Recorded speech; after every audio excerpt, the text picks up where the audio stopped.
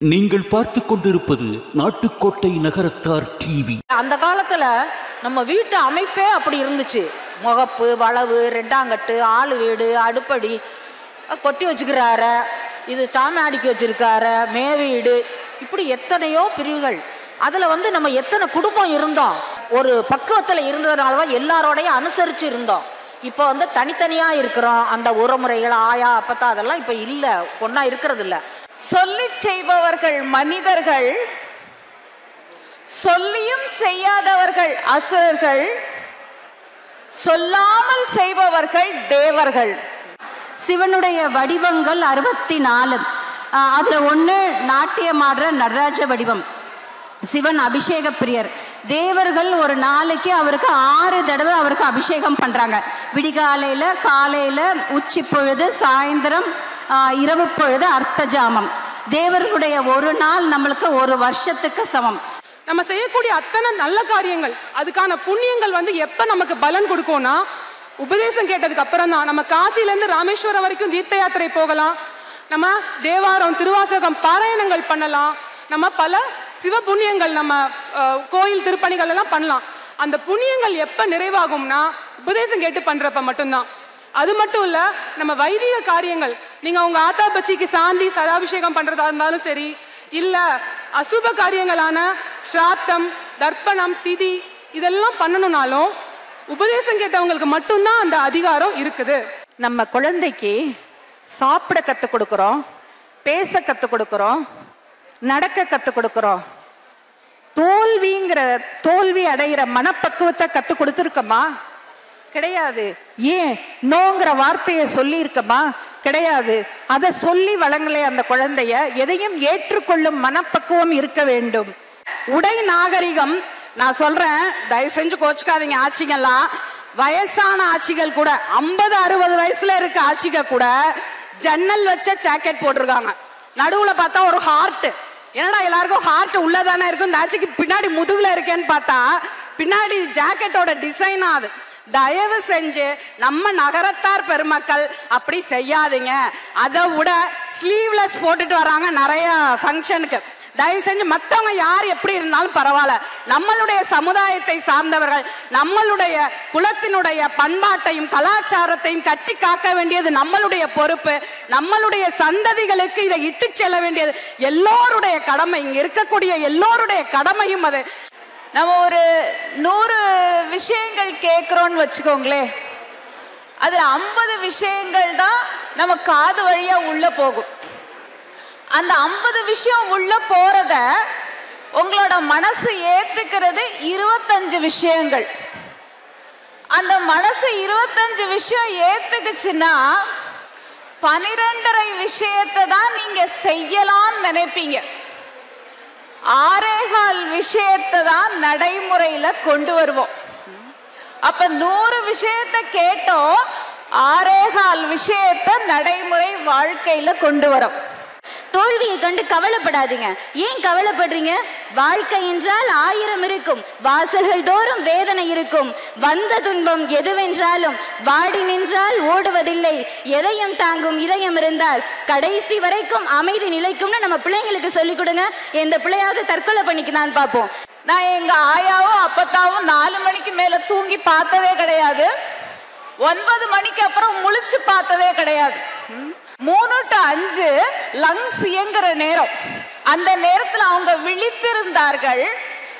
Night 9 to 11, 12, 1 நம்மளோட பித்தப்பை, வயிறு சம்பந்தப்பட்டதெல்லாம் இயங்கக்கூடிய நேரம். தூங்கிட்டாங்க. அதனாலதான் அவங்களுடைய வாழ்க்கை நன்றாக இருந்தது. வள்ளுவன் பெண்ணுனா யாருன்னு ஒரே குரல்ல 1.25 அடியில சொல்லிட்டான். தற்காத்து தற்கொண்டான் பேணி தகை சான்ற சொற்காத்து சோர்விலால் பெண்தான். தன்னை காத்து கொண்டு தான் கட்டி கொண்ட கணவனையும் காத்து இருவரிடத்தும் அமைந்த புகழை கெடாமல் காத்து சோர்வில்லாமல் இருப்பவளே சிறந்த பெண் அப்படின்ட்டான். இப்ப எப்படி பார்த்து வாங்கணும் வைரங்கள் அப்படின்னா, வைரம் 4 C's அப்படின்னு நாங்க சொல்லுவோம். அதாவது clarity, colour, cut and carrot.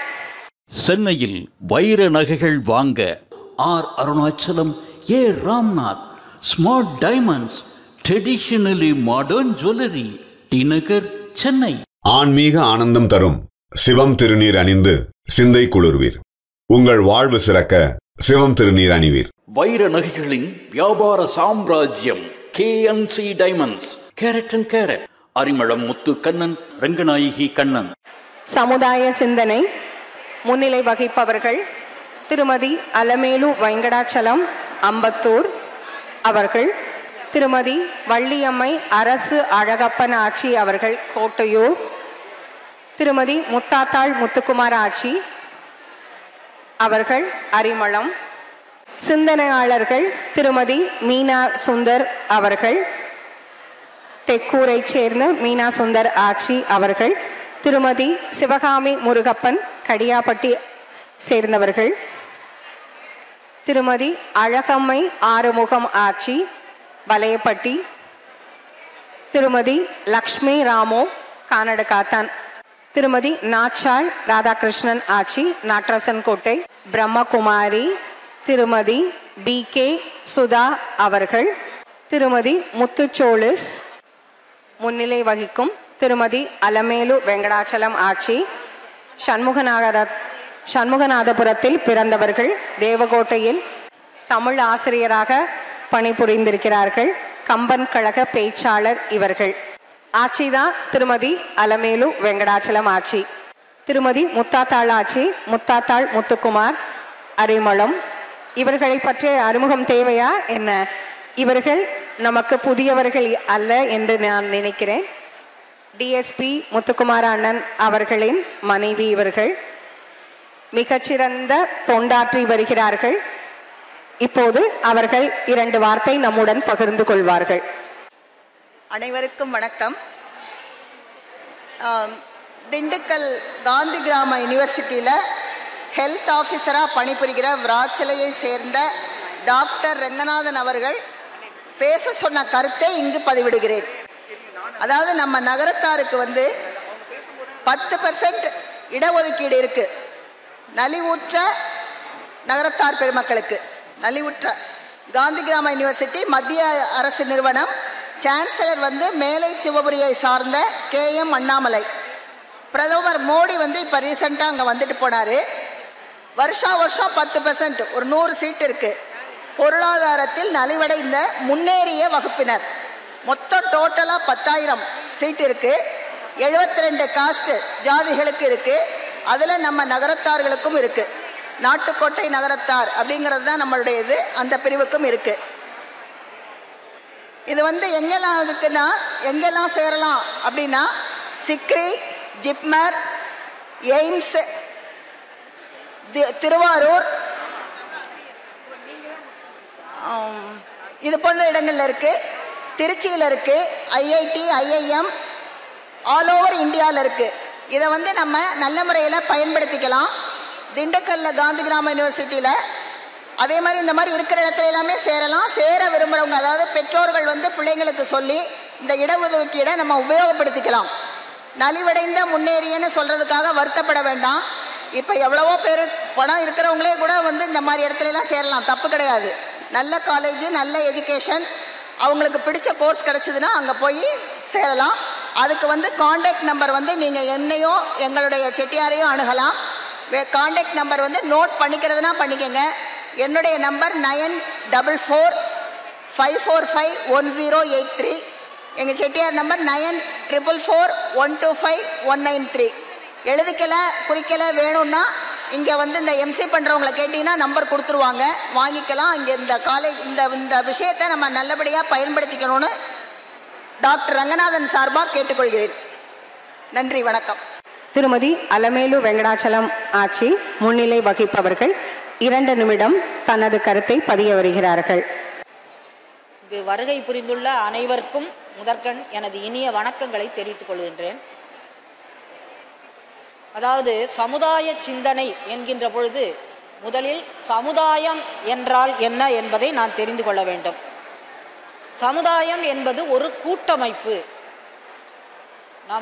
நம்முடைய நகரத்தார் பிரிவை சேர்ந்தவர்கள் அனைவருக்குமே அது நன்றாக தெரியும். அதாவது முன்னோர்களால் கடைப்பிடிக்கப்பட்டு வந்த ஒழுக்க நெறிமுறைகளை விட்டுவிடாமல் அப்படியே பின்பற்றுதல். அதாவது தலைவன் தலைவி அந்த மாதிரியெல்லாம் எதுவுமே இருக்கிறதில்ல. ஆனால் ஒரு கூட்டமைப்பு நமக்குன்னு சில விதிமுறைகளை வச்சுருப்பாங்க. திருக்குறளில் கூட வள்ளுவர் சொல்லுகின்ற பொழுது ஒழுக்கம் விழுப்பம் தரலான், ஒழுக்கம் உயிரினும் ஓம்பப்படும் அப்படின்னாரு. உயிர் தான் முக்கியம். உயிர் போயிட்டா வெறும் உடல்னு தான் சொல்லுவோம், அதுக்கு பேர் கிடையாது. அது அதை விடவும் மிகவும் உயர்வானது ஒழுக்கம் அப்படின்னு சொல்லுவார். அந்த ஒழுக்கம் என்பது என்னன்னா சில கட்டுப்பாடுகள் விதிமுறைகள், அதை விடாமல் பின்பற்ற வேண்டும். நம்முடைய நகரத்தார் அதை விடாமல் பின்பற்ற வேண்டும். அப்படி இருந்தால்தான் இன்றைக்கு சற்றே பின்தங்கி இருக்கக்கூடிய அந்த நிலைமை மாறி, அதை மேடையில் நான் சொல்ல வேண்டாம்னு நினைக்கிறேன், அந்த நிலை மாறி நம் மக்கள் அனைவரும் நம்மோடு ஒன்றாக இருக்கக்கூடிய காலம் உருவாகும். முதல்ல இந்த உறவு முறைகள், ஆத்தா அப்பச்சி, அண்ணன் அண்ணம்டி, அம்மா அம்மாம்டி, ஐத்த சித்தப்பா சித்தப்பம்டி, இதெல்லாம் நம்ம இப்போ சொல்கிறதே கிடையாது. நம்ம பிள்ளைகளுக்கும் அது தெரியலை. அந்த உறவு முறைகளை அறிமுகப்படுத்த வேண்டும்.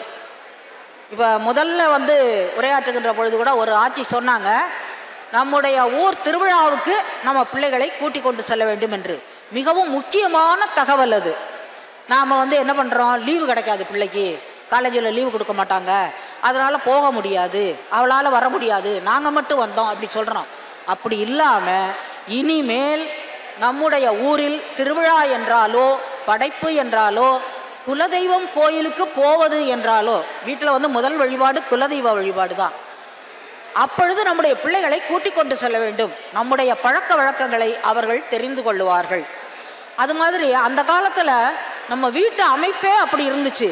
முகப்பு, வளவு, ரெண்டாங்கட்டு, ஆளு வீடு, அடுப்படி, கொட்டி வச்சுக்கிறார, இது சாமி அடிக்கி வச்சிருக்கார, மே வீடு, இப்படி எத்தனையோ பிரிவுகள்.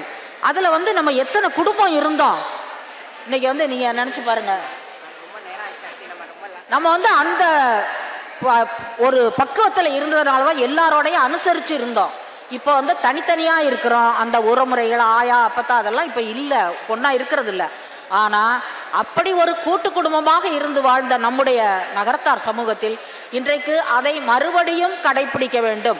ஏதோ 10 நாளைக்காவது வீட்டில் கூட்டிக்கிட்டு ஆயா ஐயாவை வச்சுக்கலாம், அப்பத்தா ஐயாவை வச்சுக்கலாம், அந்த மாதிரி இருந்து நம்முடைய பரம்பரை முறைகளை விட்டு விடாமல் பாதுகாக்க வேண்டும். அதுதான் சமுதாய சிந்தனை என்பதை உங்களுக்கு தெரிவித்துக் கொள்கின்றேன். நன்றி, வணக்கம்.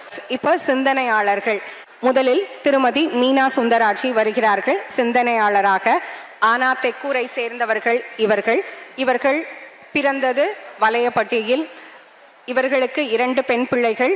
இவர்களது கணவர் JK டயர்ஸ் சவுத் ஜோனல் ஹெட்டாக இருக்கிறார்கள். படித்தது MCOM MBA. நகரத்தார் மலரில் ஸ்ரீமத் பாகவதம் தொடர் எழுதி வருகிறார்கள். பலரும் படித்திருப்பீர்கள்.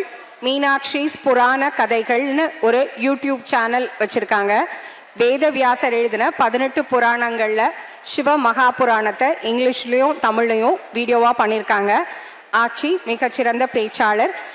சென்ற மகளிர் மாநாடு எனக்கு முதல் மேடை அனுபவம். அது தந்த ஊக்கத்தின் காரணமாக மீனாட்சிஸ் புராண கதைகள்னு ஒரு யூடியூப் சேனல் கிரியேட் பண்ணி அதில் வேதவியாசர் எழுதின சிவ மகாபுராணம் 18 புராணங்களில் ஒன்று சிவ மகாபுராணம், அதை இங்கிலீஷ்லையும் தமிழையும் வீடியோவாக கொடுத்துட்ருக்குறோம். அது போக நிறைய உபனிஷத் கதைகள், நன்னறி கதைகள், பக்தி கதைகள், ஸ்தல புராணம்னு ஒரு 250 வீடியோஸுக்கு மேலே கொடுத்துட்ருக்கோம். இதில் ஒரு கால் பகுதி தான் எனக்கு முன்னாடியே தெரிஞ்சது, மித்தது எல்லாமே படித்து தெரிஞ்சுட்டு பண்ணுறது. அதாவது இன்றைக்கி இருக்க பரபரப்பான வாழ்க்கை சூழ்நிலையில் நம்மளுக்கு இந்த மெய்ஞானத்திற்கெல்லாம் ஒரு நேரம் இல்லாமல் போயிட்டுருக்குது. அதனாலேயே நம்ம இப்படித்தான் வாழ வேண்டும், இப்படி வாழக்கூடாதுங்கிற ஒரு வழியை விட்டு கொஞ்சம் விலகி போயிட்டுருக்கோமோன்னு தோணுது. நான் இன்னைக்கு பேச போகிறது நடராஜரே நேரில் ஆடினதாக சொல்லக்கூடிய பஞ்ச சபைகள் பற்றி. இதை பற்றிய தகவல்கள் சேகரிச்சுட்டு இருந்தப்போ தான் தெரிஞ்சுது, பல மேல்நாட்டவர்கள் நடராஜரை பற்றி ஆராய்ஞ்சு நிறைய தகவல்கள் தொகுத்து வழங்கியிருக்கிறத.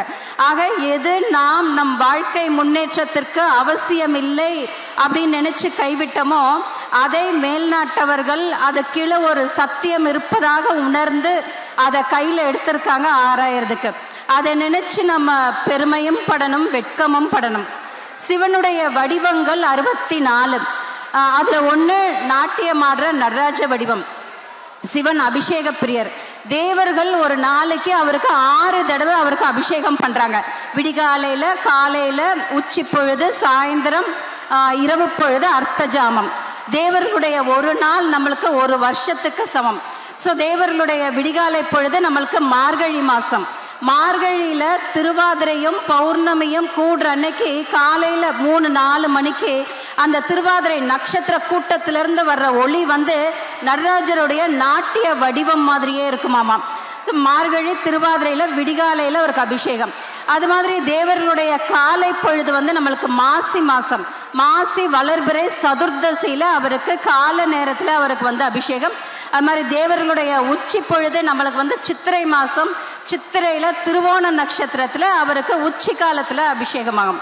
அது மாதிரி தேவர்களுடைய சாயந்தர பொழுது நம்மளுக்கு ஆனி மாதம், ஆனி உத்திரத்தில் சாயந்தர வேளையில் அவருக்கு அபிஷேகமாகும். அது மாதிரி தேவர்களுடைய இரவு பொழுது நமக்கு ஆவணி மாதம், ஆவணி வளர்பிறை சதுர்தசியில் அவருக்கு இரவு பொழுதுல அபிஷேகமாகும். அது மாதிரி தேவர்களுடைய அர்த்த ஜாமம் புரட்டாசி மாதம், நமக்கு புரட்டாசி மாதம் இரவு நேரத்தில் வளர்பிறை சதுர்தசியில் அபிஷேகமாகும். இப்படி வருஷத்தில் 3 நாட்கள் வளர்பிறை சதுர்தசிலையும், வருஷத்தில் 3 நாட்கள் நட்சத்திரத்தின் அடிப்படையிலையும் அவருக்கு அபிஷேகமாகும். அவர் வந்து ஒரு இடத்துல நிற்காம அவர் வந்து நாட்டியம் ஆடிட்டே இருக்கிறவர். அதனால அவருடைய நாட்டியத்தை வந்து இந்த பிரபஞ்சத்தோட இயக்கத்தோட ஒப்பிடுவாங்க. அதாவது காஸ்மிக் டான்ஸ் அப்படின்னு சொல்லுவாங்க. விஞ்ஞானிகள் வந்து பிக் பேங் தியரின்னு ஒன்று சொல்கிறது உண்டு. அதாவது ஒரு பெரிய வெடிப்பு சத்தம் ஏற்பட்டு அதிலிருந்து இந்த சிருஷ்டி உருவானதாக சொல்லுவாங்க. அதே அந்த தத்துவத்தை உணர்த்துறது தான் நடராஜ பெருமான் கையில் இருக்க அந்த உடுக்கை சத்தம். ஒளியிலிருந்து இந்த சிருஷ்டி உருவானது தான். எதையுமே நம்ம வந்து கொஞ்சம் விஞ்ஞானபூர்வமாக சொன்னால் நம்மளால் ஏற்றுக்க முடியும் இல்லையா? ஒரு பெரிய வட்டம் வரைஞ்சி அதுக்குள்ளே ஒரு சின்ன வட்டம் வரைஞ்சோன்னா அந்த சின்ன வட்டம் தான் விஞ்ஞானம், அதை உள்ளடக்கி அந்த பெரிய வட்டம் தான் மெய்ஞானம். விஞ்ஞானத்திற்கு வெறும் காரண அறிவு போதுமானது, மெய்ஞானத்திற்கு அதையும் தாண்டிய ஞானம் வேணும். இப்போ பஞ்ச சபைகள் உருவான கதை பற்றி பார்ப்போம். மாத்தியந்தர்னு ஒரு மகரிஷி, அவங்க அப்பா ஒரு தடவை அவர்கிட்ட சொன்னாராம்மா, நீ வந்து தெற்கே போ, அங்கே வந்து தில்லை மரங்கள் நிறைஞ்ச காடு இருக்கும், அந்த காட்டுக்குள்ளே ஒரு சுயம்பு லிங்கம் இருக்கும், அதை பூஜை பண்ணேன்னா உனக்கு வந்து ஆன்ம ஞானம் பெருகும்னாராம். இவரும் தெற்கே வந்தார், தில்லை வனத்துக்கு வந்தார், அங்கே ஒரு சுயம்பு லிங்கத்தை கண்டுபிடிச்சார், அதுக்கு பூஜை பண்ணார். பூஜை பண்ணுறதுக்கு பூ வேணும். பூ பறிக்கிறதுக்காக இறைவன்கிட்ட வேண்டி புலி மாதிரியான கை கால்கள் அமைப்பையும், கை கால்களில் நகங்களையும், நகத்தில் கண்களையும் வேண்டி பெற்றார். அதனால் புலிக்கால் முனிவரானார். சமஸ்கிருதத்தில் வியாக்கிரம்னா புலி, அதனால அவங்க வந்து வியாக்கிரபாதர்னு கூப்பிட்டாங்க. ஸோ இந்த வியாக்கிரபாதர் வந்து தில்லைவனத்தில் சுயம்பு லிங்கத்துக்கு பூஜை பண்ணிட்டு இருந்தார். அதே சமயம் பார்க்கடல்ல பெருமாள் பள்ளி கொண்டிருந்தார். ஆதிசேஷன் மேலே அவர் வந்து யோக நித்திரையில் இருந்தார். யோக நித்திரைன்னா தூங்குற மாதிரி தியானம் பண்ணுறது. அவர் வந்து சிவனுடைய நாட்டியத்தை தியானம் பண்ணபடி படுத்திருந்தாராமா. இப்போ இவருடைய சுவாசத்துக்கு தகுந்த மாதிரி ஈசன், இவர் தியானம் பண்ணுற ஈசனும் மேலையும் கீழையும் நடனம் ஆடுவாராம். பார்க்கடல் அலைகளுக்கு தகுந்த மாதிரி இவர் பக்கவாட்டில் அசைகிறப்போ அந்த ஈசனும் பக்கவாட்டில் நடனம் ஆடுவார். அதுக்கு பேர் அஜபா நடனம். அந்த நடனத்தை தியானம் பண்ணிட்டு இருந்தவர் புன்சிரிப்பு சிரிச்சாராம். அதை பார்த்து ஆதிசேஷன் நினைச்சாராம், ஆகா இவர் இப்படி யோக நித்திரையில் இருக்கிறப்ப தான் நம்ம இவருடைய தாமரைப்பூ முக அழகை பார்க்க முடியும்ட்டு குமிஞ்சு வந்தாராமா அந்த முக அழகை பார்க்கறதுக்கு. பூ போல படுத்திருக்க பெருமாள் திடீர்னு கணக்க ஆரம்பிச்சிட்டார். ஆதிசேஷனால் தாங்க முடியல, அலறி போயிட்டாராமா. அப்போ கண் விழிச்ச பெருமாள் திரும்பி பூ போல் ஆயிட்டு ஆதிசேஷன் கிட்ட தான் தியானம் பண்ணினா அந்த நடராஜ பெருமானை பற்றி சொன்னாராமா, அந்த நாட்டியத்தை பற்றி சொன்னார். ஆதிசேஷனுக்கும் ஆசை வந்தது பிறப்பெடுத்து அந்த நடனத்தை பார்க்கணுன்னு. பூமியில் அத்ரி மகர்ஷியும் அனுசுயா தேவியும் அவங்க வந்து தவம் பண்ணிட்டு இருந்தாங்க. ஆதிசேஷனே அவங்களுக்கு மகனா பிறக்கணும்னு.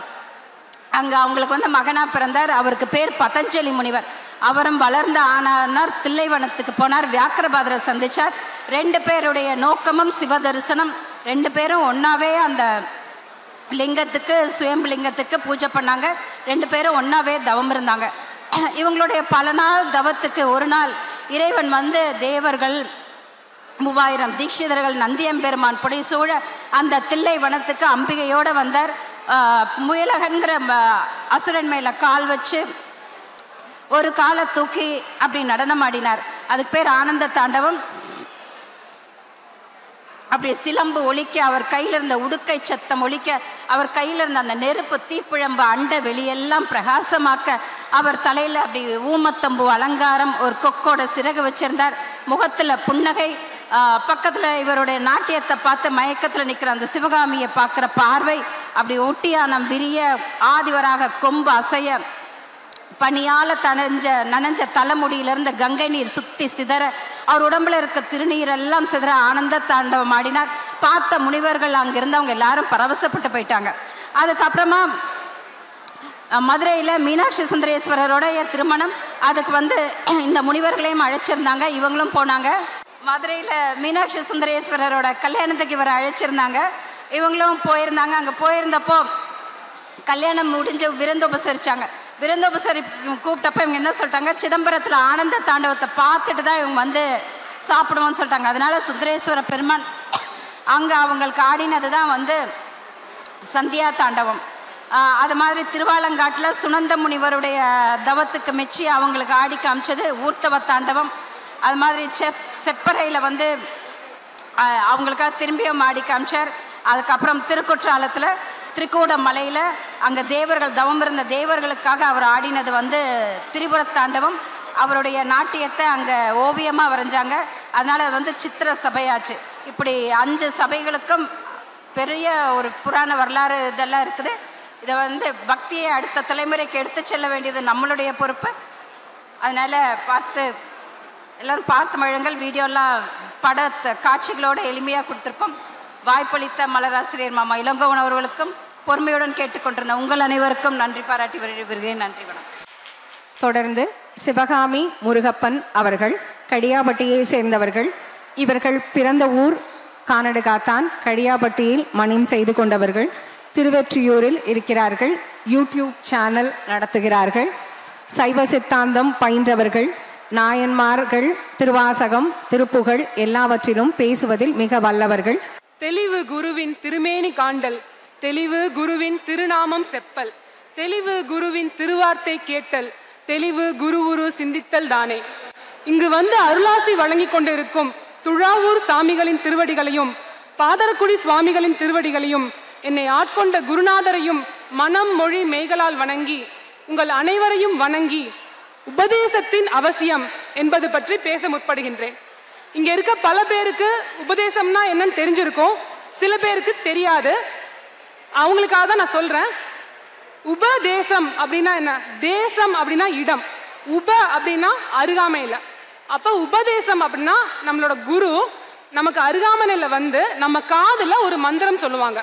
பஞ்சாட்சரம் 5 எழுத்து மந்திரம் தான் சொல்லுவாங்க.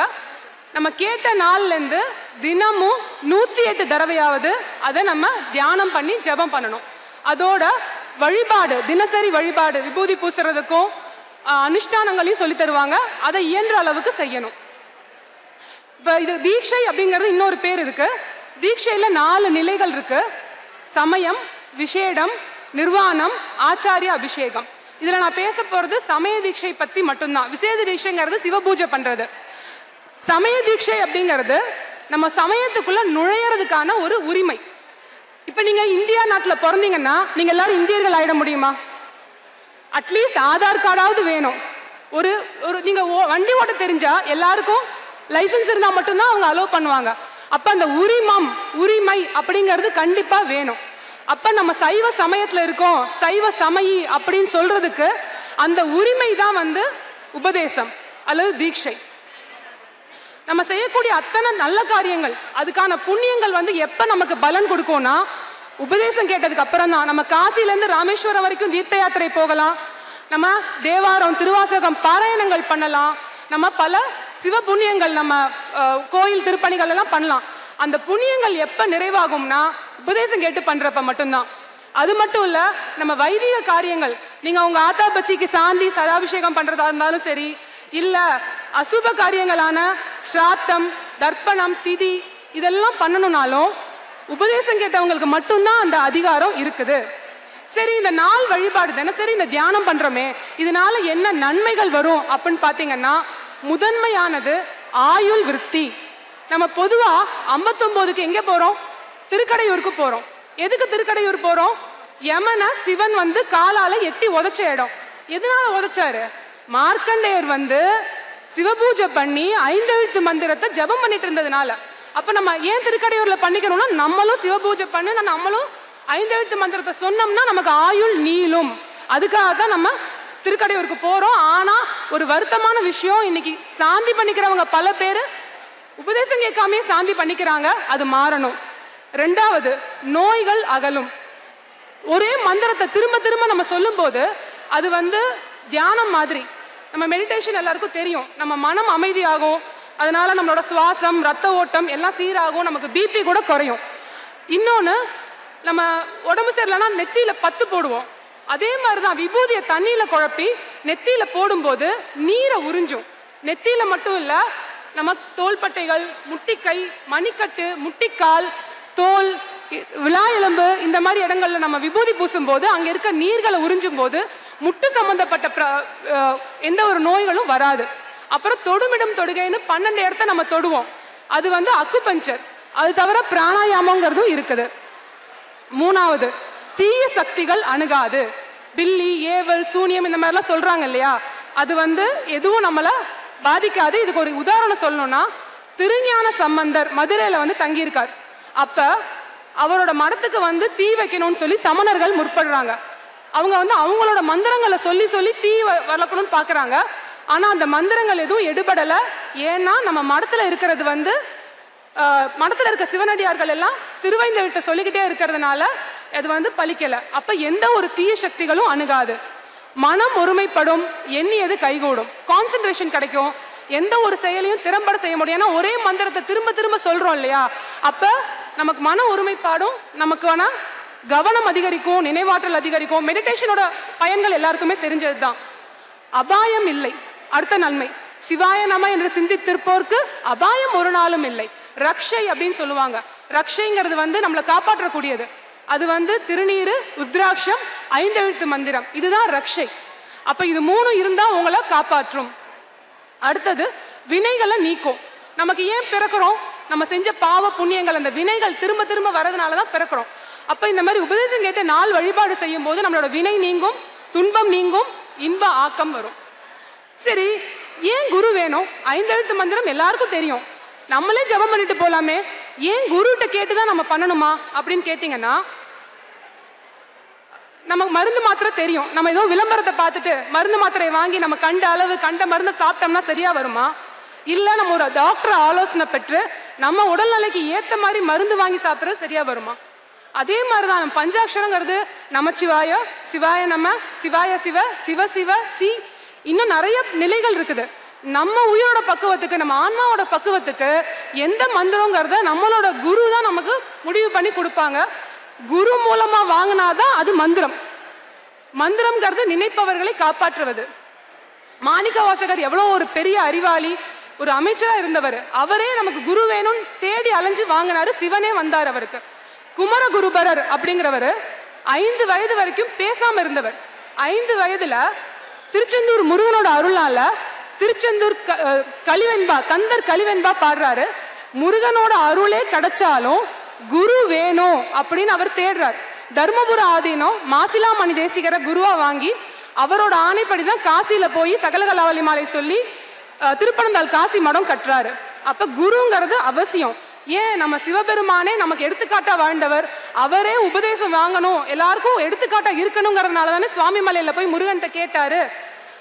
சரி, அப்ப குரு அவசியம் வேணும். யார குருவா வச்சுக்கலாம் அப்படின்னு பாத்தீங்கன்னா, 4 நிலை தீட்சை சொன்னேன். அதுல ஆச்சாரிய அபிஷேகம் வாங்கினவங்க தான் குருவா இருந்து நமக்கு உபதேசம் பண்ண முடியும். அந்த குரு வந்து இல்லறத்தார்களாகவும் இருக்கலாம், துறவரத்தார்களாகவும் இருக்கலாம். நம்ம துழாவூர் ஆதீனம் இல்லறத்தார், நம்ம பாதரக்குடி ஆதீனம் துறவரத்தார். நம்ம எங்கேயும் போக வேண்டாங்க, நமக்கு தான் ஒரு ஃபேமிலி டாக்டர், நம்ம குல குருன்னு இருக்காங்க. நீங்க கதைகள்ல படிச்சிருப்பீங்க, தேவர்களுக்கு குலகுரு இருக்கு, அசுரர்களுக்கு குலகுரு இருக்குன்னு. ஏன்? மெய்கண்டாரை பத்தி தெரிஞ்சவங்களுக்கு தெரிஞ்சிருக்கும்.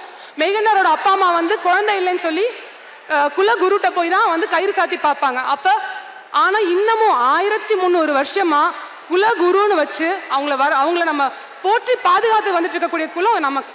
1 இல்லைங்க, 2 குருபீடம் இருக்கு. வேளாள வீட்டுல பெண் எடுத்த கதை எல்லாருக்கும் தெரியும். இன்னொரு வரைக்கும் நமக்கு வேளாள வீட்டோட எந்த சம்பந்தமும் கிடையாது. ஆனா அவங்க வந்து சம்பந்தமே இல்லாம பொண்ணை விடுறது கூட ரெடியா இருந்தாங்க. குரு எங்க குரு தான் வந்து பெண்களுக்கு குருவா இருக்கணும்னு சொன்னாங்கன்னா அந்த குருவோட அவசியம் என்ன அப்படிங்கறத தெரிஞ்சுக்கோங்க.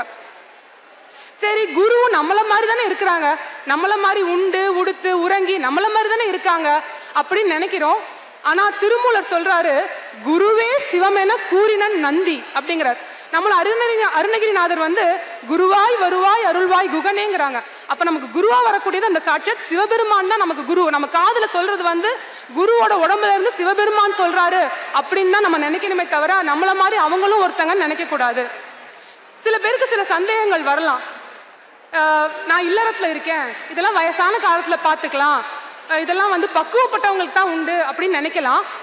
இப்ப நீச்சல் கத்துக்கணும் அப்படின்னா நீச்சல் கத்துக்கிட்டு தான் நான் குளத்துக்குள்ள விழுவேன்னா முடியாது. தண்ணிக்குள்ள விழுந்ததுக்கு அப்புறம் தான் நீச்சல் கத்துக்கவே முடியும். அப்ப நீங்க உபதேசம் கேட்டீங்கன்னா ஆட்டோமேட்டிக்கா அந்த பக்குவங்கள் வந்துடும். இன்னொன்னு பாருங்க, நம்ம பழைய காலத்து வீடு கட்டின ஐயா பாட்டையா படத்தெல்லாம் பார்த்திருப்பீங்க. நெத்தி நிறைய விபூதி பூசிட்டு தான் எல்லார் வீட்லயும் இருப்பாங்க. அவங்க எத்தனை புள்ள குட்டி பெற்றவங்க, ஆனா உபதேசம் கேட்டிருக்கிறாங்க. அப்ப இல்லறம்ங்கிறது ஒரு தடை இல்லை.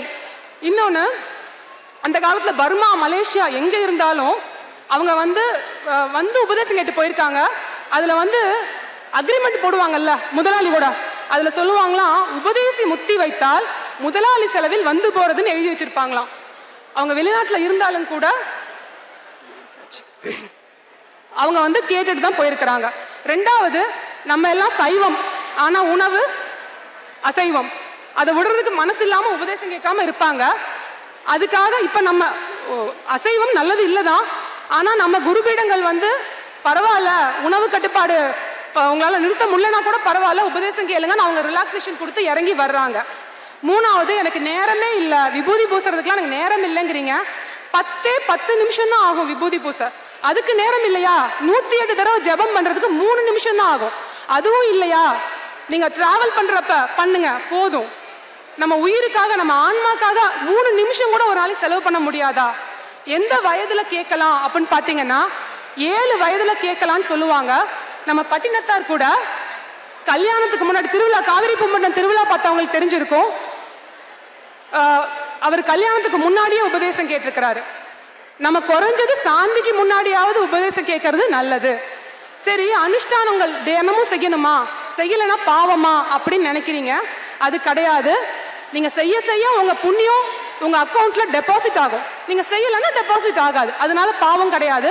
ஜெபங்கள் மட்டும் தினமும் செஞ்சா போதும். நான் கேட்குறேன், நீங்க வெளிநாட்டுல உங்க பிள்ளைங்க இருக்காங்க, அமெரிக்கா, ஆஸ்திரேலியா, லண்டன்ல, போறதுக்கு முன்னாடி நீங்க வந்து எவ்வளோ ப்ரிப்ரேஷன் பண்றீங்க? நம்ம வந்து அந்த ஊருக்கு ட்ரெஸ்ஸு, அதுக்கு தேவையான ட்ரெஸ்ஸஸ், அந்த ஊர் கரன்சி வாங்கி வச்சுக்கிறோம், எவ்வளோ ப்ரிப்ரேஷன். நம்ம எல்லாரும் போகக்கூடிய ஒரு இடம் அவ்வுலகம். அந்த உலகத்துக்கு என்ன வேணும் தெரியுமா? அருளில்லார்க்கு அவ்வுலகம் இல்லை. நம்ம பொருளையே தேடிட்டு இருக்கிறோம், அருளையும் தேடணும். இறையை தேடுவதோடு இறையையும் தேடு. அதுக்கான முதல் படி உபதேசம். அதனால தயவு செஞ்சு எல்லாரும் உபதேசம் வாங்கி உயர்கதி பெறணும். நீங்க எவ்வளவு நன்றே செய் நன்றும் இன்றே செய் உபதேசம் கேட்கணும்னு நினைச்சீங்கன்னா, சுவாமிகள் 2 பேரும் இங்க 4ஆம் நம்பர் ரூம்ல தான் இருக்கிறாங்க. இன்னைக்கே கூட நீங்க கேட்கலாம். பழம் பூ வாங்க முடியலனாலும் பரவாயில்ல, தட்சணை வச்சுட்டு வாங்கலாம். இல்லைன்னா டிசம்பர் 25 அம்பத்தூர்ல சேது பாஸ்கரா ஸ்கூலுக்கு 2 பேரும் வர்றாங்க. அதையும் விட்டீங்கன்னா ஜனவரி 1 சிட்ல பக்கத்துக்கு வர்றாங்க. நம்ம இவ்வளவு தூரம் நமக்கு இறங்கி அவங்க வர்றாங்க, நீங்க பயன்படுத்திக்கோங்க. வாய்ப்பளித்தமைக்கு நன்றி. இப்போது பேச இருப்பவர் திருமதி அழகம்மை ஆறுமுகம் ஆட்சி, வலையப்பட்டியைச் சேர்ந்தவர்கள். முனைவர் இவர்கள் உதவி பேராசிரியர் தமிழ்துறை, மேலை சிவபுரியில் பணிபுரிகிறார்கள். கணேசர் கலை அறிவியல் கல்லூரியில் மலையாண்டி கோவில் வரலாறும் வழிபாடும் என்னும் தலைப்பில் இவர்கள் ஆய்வு செய்துள்ளார்கள். சிலம்பில் மக்கள் வாழ்வும் வழிபாடும் என்ற தலைப்பில் முனைவர் பட்டம் பெற்றிருக்கிறார்கள். இப்போது அவர்கள் பேச வருகிறார்கள் நம்மிடையே. எத்திக்கும் புகழ்மணக்கும் இனிய தமிழே, எத்திக்கும் புகழ்மணக்கும் இனிய தமிழே, தித்திக்கும் இலக்கியங்கள் பல தந்த தமிழ்த்தாயே, தித்திக்கும் இலக்கியங்கள் பல தந்த தமிழ்த்தாயே, முத்தமிழாய் முக்கணியாய் முகிழ்விக்கும் அன்னையே, முத்தமிழாய் முக்கணியாய் முகிழ்விக்கும் அன்னையே, சித்தத்தில் உனை வைத்து சிரம் தாழ்த்தி வணங்குகின்றேன், சித்தத்தில் உனை வைத்து சிரம் தாழ்த்தி வணங்குகின்றேன். எல்லாம் வல்ல கணேச பெருமானை மனம் மொழி மெய்களால் வணங்கி இங்கு முன்னிலை வகித்து கொண்டிருக்கக்கூடிய பெரியவர்களுக்கும், மிகச் சிறப்பாக நகரத்தார் மகளிர் மாநாட்டினை நடத்தி கொண்டிருக்கக்கூடிய நகரத்தார் மலரின் ஆசிரியர் ஐயா இளங்கோவன் ஐயா அவர்களுக்கும், மிக அருமையாக நிகழ்ச்சியை தொகுத்து வழங்கி கொண்டிருக்கக்கூடிய சீதா ஆச்சி அவர்களுக்கும், இந்த நிகழ்வினை பின்னிருந்து இயக்கி கொண்டிருக்கக்கூடிய சுப்பிரமணியன் ஐயா அவர்களுக்கும், தையல் நாயகி ஆட்சி அவர்களுக்கும், என்னை உங்கள் முன்பாக நிற்க வைத்திருக்கக்கூடிய என்னுடைய அத்தை விசாலாட்சி திருப்பதி அவர்களுக்கும், மல்லிகா தியாகராஜன் அத்தை அவர்களுக்கும், இங்கு வீற்றிருக்கக்கூடிய சிந்தனையாளர்களுக்கும், எனக்கு முன்பாக அமர்ந்திருக்கக்கூடிய ஆன்றோருக்கும் சான்றோருக்கும், சிவல்புரி சிங்காரம் ஐயா அவர்களுக்கும், லேனா தமிழ்வாணன் ஐயா அவர்களுக்கும், அவர்களுக்கெல்லாம் என்னை தெரியாது, பிரபலமானவர்களை எல்லோருக்கும் தெரியும், அதே போல எனக்கும் அவர்களை தெரியும். அதுபோல இங்கே வீற்றிருக்கக்கூடிய அப்பத்தாக்கள், ஆயாக்கள், ஐயாக்கள், பெரியம்மாக்கள், சித்தப்பாக்கள் அனைவருக்கும் எனது மனமார்ந்த நன்றியையும் வணக்கத்தையும் தெரிவித்துக் கொள்கின்றேன். ஒன்றும் நம்மளுடைய நகரத்தார் பெருமக்கள் எங்கு இருக்கிறார்களோ அந்த இடத்திலே அவர்களுடைய பெருமையை புகழை நிலைநாட்டிவிட்டுத்தான் வருவார்கள்.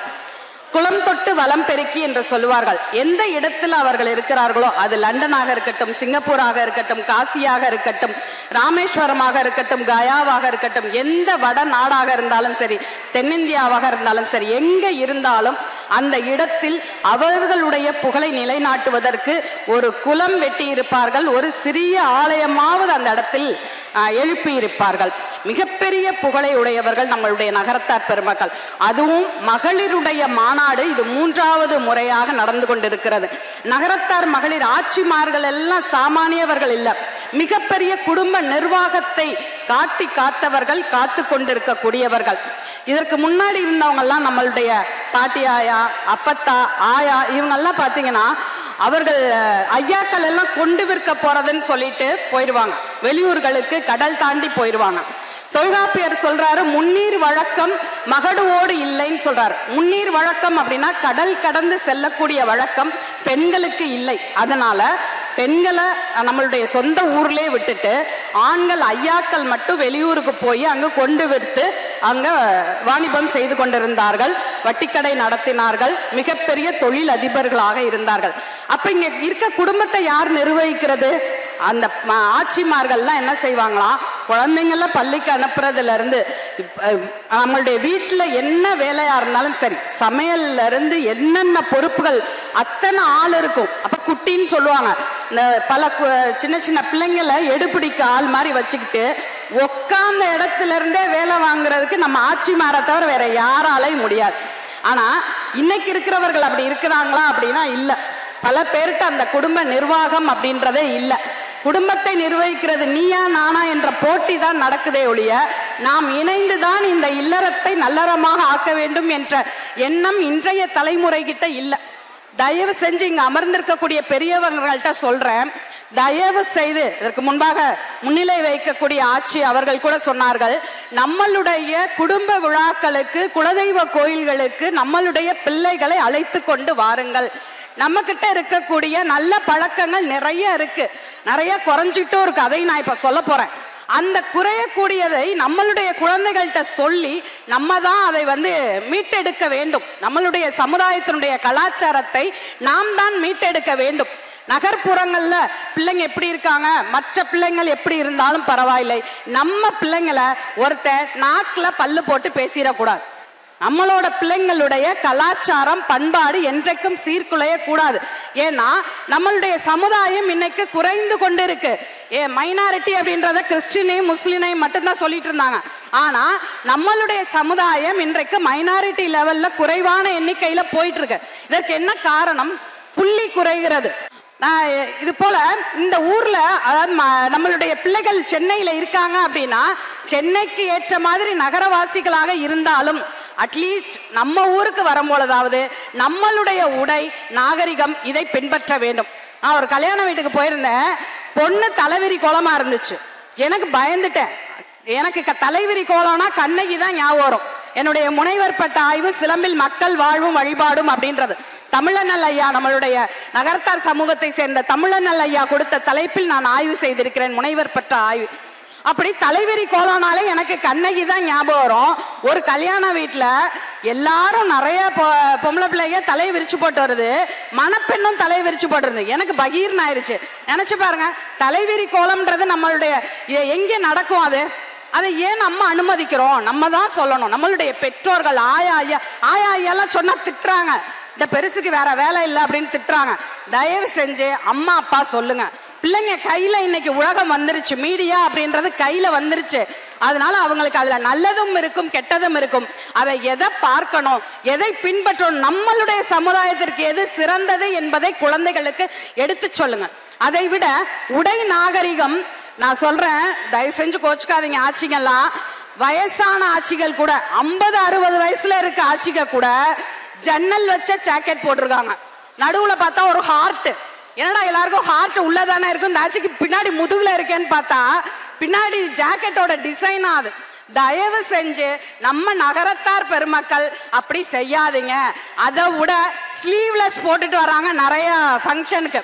தயவு செஞ்சு மற்றவங்க யார் எப்படி இருந்தாலும் பரவாயில்ல, நம்மளுடைய சமுதாயத்தை சார்ந்தவர்கள் நம்மளுடைய குலத்தினுடைய பண்பாட்டையும் கலாச்சாரத்தையும் கட்டி காக்க வேண்டியது நம்மளுடைய பொறுப்பு. நம்மளுடைய சந்ததிகளுக்கு இதை இட்டு செல்ல வேண்டியது எல்லோருடைய கடமை. இங்க இருக்கக்கூடிய எல்லோருடைய கடமையும் அது. அதை நீங்கள் இட்டு சென்றால் நாட்டுக்கோட்டை நகரத்தாரனுடைய பண்பு சிகரத்தில் இருக்கும் என்று சொல்லி வாய்ப்பளித்தமைக்கு நன்றி கூறி,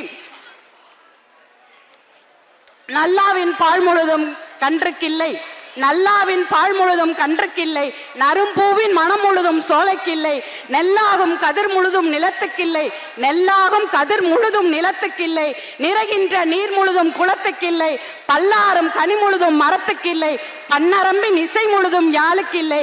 எல்லாமே பிறருக்கு உழைக்க காணுகின்றேன், எல்லாமே பிறருக்கு உழைக்க காணுகின்றேன். நல்வாழ்வும் பிறருக்கு உழைக்க வேண்டும், நம் வாழ்வும் பிறருக்கு உழைக்க வேண்டும் என்ற வாசுபா மாணிக்கனாருடைய அந்த கவி வரிகளை சொல்லி எனக்கு கொடுத்த நேரம் நிறைவு ஆகியபடியால் எல்லோருக்கும் நன்றி கூறி வாய்ப்பளித்தமைக்கு இளங்கோவன் ஐயா அவர்களுக்கும், விசாலாட்சி அத்தை அவர்களுக்கும், மல்லிகா அத்தை அவர்களுக்கும், இங்கு வீட்டிற்கு அமைதியாக கேட்ட ஆண்டோருக்கும் சான்றோருக்கும் அனைவருக்கும் என்னுடைய பணிவான வணக்கத்தினை கூறி விடைபெறுகின்றேன். நன்றி, வணக்கம். அடுத்தது திருமதி லக்ஷ்மி ராமு கானடுகாத்தான் அவர்கள் பேச இருக்கிறார்கள். இவர்கள் பிறந்த ஊர் கானடுகாத்தான், இவர்கள் மனம் செய்து கொண்ட ஊரும் கானடுகாத்தானிலேயே MA MAd MPhil படித்திருக்கிறார்கள். ஆல் ஓவர், அதாவது இந்தியா முழுவதும் பிரின்சிபலாக பணியாற்றி இருக்கிறார்கள். இப்போது தேவகோட்டை பெத்தாளாச்சி ஸ்கூல் அட்மினிஸ்ட்ரேட்டிவ் ஆஃபீஸராக இருக்கிறார்கள். ஆட்சி மிக அருமையாக பேசக்கூடியவர்கள். புன்னகை பூக்களாய் அமர்ந்திருக்கும் அவையோர் அனைவருக்கும் அன்பான காலை வணக்கம். எங்கள் ஊர் மாப்பிள்ளையாம் இளங்கோ அண்ணன் அவர்களுக்கு பணிவான வணக்கம். நான் அடிக்கடி இளங்கோ அண்ணனை பற்றி கூறுவேன். பக்தியுடன் இருங்கள், கடவுளுக்கு அருகில் செல்லலாம், சேவை செய்யுங்கள், கடவுளே உங்களுக்கு அருகில் வருவார் என்று நம் நகரத்தார் இனத்திற்கு இளங்கோ அண்ணன் செய்யும் சேவை மகத்தானது. அவருக்கும் அவர்தம் குடும்பத்தாருக்கும் கடவுளின் அருள் என்றென்றும் கிடைக்கட்டும்.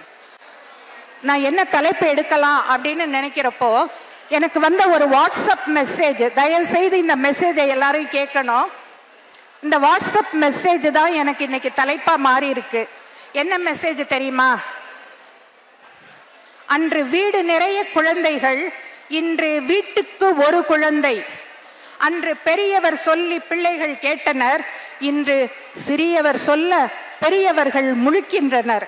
அன்று குறைந்த வருமானம் நிறைந்த நிம்மதி, இன்றோ நிறைந்த வருமானம் குறைந்த நிம்மதி. அன்று படித்தால் வேலை, இன்றோ படிப்பதே வேலை. அன்று உணவே மருந்து, இன்று மருந்தே உணவு. அன்று ஓடினோம் வயிற்றை குறைக்க, இன்று ஓடுகிறோம் வயிற்றை குறைக்க. அன்று ஓடினோம் வயிற்றை நிறைக்க, இன்று ஓடுகிறோம் வயிற்றை குறைக்க. இன்னொன்று முக்கியமானது, அன்று கைவீசி நடந்தோம், இன்று கைபேசியுடன் நடக்கிறோம். உண்மையா இல்லையா? இதுதான் இன்னைக்கு எனக்கு ரொம்ப ஆச்சரியமான விஷயம். நகரத்தாரின் நடைமுறைகள் அன்றும் இன்றும் அப்படிங்கிற ஒரு தலைப்பை தான் எடுத்திருக்கேன். இதை 4 பருவமா பிரிச்சிருக்கேன். அதாவது குழந்தை பருவம், மாணவ பருவம், மனப்பருவம், முதுமை பருவம் அப்படின்னு 4 பிரிவா பிரிச்சிருக்கேன்.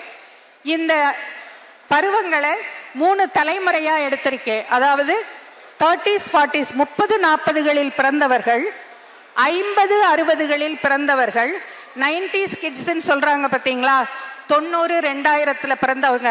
இந்த 3 தலைமுறையும் எப்படி எப்படி வழித்திருக்காங்கன்னு இந்த தலைமுறைன்னு வர்றப்போ ஒரு சின்ன நடுவில் ஒரு இது சொல்லிடுறேன். இளங்கோ அண்ணன் முதல் மாநாட்டுக்கு என்னை கூப்பிட்டிருந்தாரு. அப்போ வாசகர் வட்டம் அப்படிங்கிற கருத்தில் நான் பேச வந்திருந்தேன். அப்போ ஒரு வருஷத்தோ நகரத்தார் மலர் புத்தகத்தை நான் PhD லெவலுக்கு ஆராய்ஞ்சேங்க. அதில் ஒரு கருத்து எனக்கு ரொம்ப பிடிச்சிருந்தது. அந்த கருத்து இன்றைக்கு எனக்கு 16 லட்சம் வாசகர்களை பெற்று தந்திருக்கிறது யூடியூப்ல. இந்த வாசகர் எனக்கு வந்த இந்த பெருமை அனைத்தும் இளங்கோ அண்ணன் அவர்களையே சாரும். அது என்ன கருத்து தெரியுமா? நான் முதல் தலைமுறை, தந்தை தாய் 2ஆம் தலைமுறை, பாட்டன் பாட்டி 3ஆம் தலைமுறை, பூட்டன் பூட்டி 4ஆம் தலைமுறை, ஓட்டன் ஓட்டி 5ஆம் தலைமுறை, சேயோன் சேயோள் 6ஆம் தலைமுறை, பரன் பறை 7ஆம் தலைமுறை. 7வது தலைமுறையை சேர்ந்த பரன் என்கிற பாட்டி தாத்தாவும் பறை என்கிற பாட்டியும் சேர்ந்த சொல்தான் பரம்பரை. 7 தலைமுறையை சேர்ந்தது ஒரு பரம்பரை. இது இன்னைக்கு ஆல் ஓவர் இந்தியாவில் வந்து வைரலா போயிட்டே இருக்கு. இது நான் நகரத்தார் மலர் புத்தகத்திலிருந்து தான் இந்த குறிப்பை எடுத்தேன். அது சொல்லிக்கிறதுல ரொம்ப பெருமைப்படுறேன். நேற்று கூட ஜி தமிழ் டிவி சேனல்ல நம்ம இங்க இருந்தப்போ 4 o'clock இதே ப்ரோக்ராம் அங்கே டெலிகாஸ்ட் ஆயிருக்கு. என்னோட ஸ்டூடெண்ட்ஸ் எல்லாம் சொன்னாங்க அப்போ. ஸோ இந்த பெருமை அனைத்தும் நகரத்தார் மலரையே சாரும். சரி, இப்போ நம்ம டாபிக்கு வருவோம். குழந்தை பருவம். 1930-40களில் பிறந்தவர்கள் ஒரு வீட்டுக்கு 10 பேர் 12 பிள்ளைங்க இருப்பாங்க. அந்த காலகட்டத்தில் பெரியாயா வீடு, சின்னாயா வீடு, பெரிய பத்தா, சின்ன பத்தா, பெரியய்யா, சின்னையா, என்ன ஒரு உறவு கூட்டம். கல்யாணத்துக்கு முதல் நாள் கூடியாக்கி உங்கிறதுன்னு அதுக்காகவே வச்சாங்க. அந்த அளவு நல்லா இருந்தது. அவங்க அதனால ஒருத்தருக்கு ஒருத்தர் விட்டு கொடுக்கிற மனப்பான்மையோட கூட வளர்ந்தாங்க. அடுத்தது 50-60களில் பிறந்தவர்கள் 3 குழந்தைகள் குறைந்தது. அம்மா, ஐத்தம்மக்க, அம்மா மக்கா, பெரிய சித்தப்பா இப்படி இருந்தாங்க. இந்த 10 குழந்தைகள் பிறந்த பொழுது ஆயா வீட்டில் தான் இந்த 10 குழந்தைகளும் பிறந்திருக்கின்றன. ஆயா வீட்டு திண்ணையில தான். அதை பார்க்குறப்ப எனக்கு இன்னொரு ஞாபகம் வருது. அன்று ஆயா வீட்டில் தான் பிறந்தோம், அதனால் அடிக்கடி ஆயா வீட்டிற்கு சென்றோம். இன்று மருத்துவமனையில் பிறக்கின்றன குழந்தைகள், அடிக்கடி செல்வது மருத்துவமனைக்கு. உண்மையா இல்லையா? அடுத்தது இந்த காலத்து குழந்தைங்க, அதாவது 90s 2000ல பிறக்கிற கிட்ஸ். இவங்க புள்ள பெற்றுக்கிறதே எப்போ தெரியுமா? நல்ல ஃபேமிலி எல்லாம் வெல் செட்டில் ஆன பிறகு. வீடு வாங்கியாச்சா, கார் வாங்கியாச்சா, ஸோ இப்போ நம்ம குழந்தை பெற்றுக்கலாம். அதுக்குள்ள கடவுள் வேற நினைச்சிருவாரு, அதை பற்றி நம்ம பார்க்க வேண்டாம். அதுக்கப்புறம் இந்த குழந்தைய ஒரு குழந்தை தான் பெற்றுக்குவாங்க.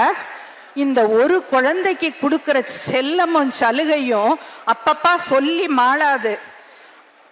எதையும் ஏற்றுக்கொள்ளும் மனப்பக்குவத்துடன் இருக்கும் வெற்று தாளை போல் இருக்கும் சிறு குழந்தையின் மனதில் பிடிவாதம் என்னும் விதையை நம்மை அறியாமல் தூவி விடுகிறோம். அதனால எதுக்கெடுத்தாலும் பிடிவாதம், எதை சொன்னாலும் பிடிவாதம். வளர்ந்த பிறகு இந்த பிடிவாதத்தால் தங்களுடைய வாழ்க்கையையே தொலைத்துவிட்டு இருக்கிறதே இன்றைய இளைய சமுதாயம். இதற்கு யார் காரணம், யார் பொறுப்பு? இதற்கு பெயரா பாசம் என்பது இல்லைங்க. கட்டாயம் இதுக்கு பேரு பாசம் கிடையாது. நம்ம குழந்தைக்கு சாப்பிட கற்றுக் கொடுக்குறோம், பேச கற்றுக் கொடுக்குறோம், நடக்க கற்றுக் கொடுக்குறோம்.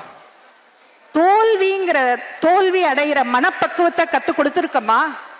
கிடையாது. ஏன் நோங்கிற வார்த்தையை சொல்லி இருக்கமா? கிடையாது. அதை சொல்லி வழங்கலே அந்த குழந்தைய. எதையும் ஏற்றுக்கொள்ளும் மனப்பக்குவம் இருக்க வேண்டும்.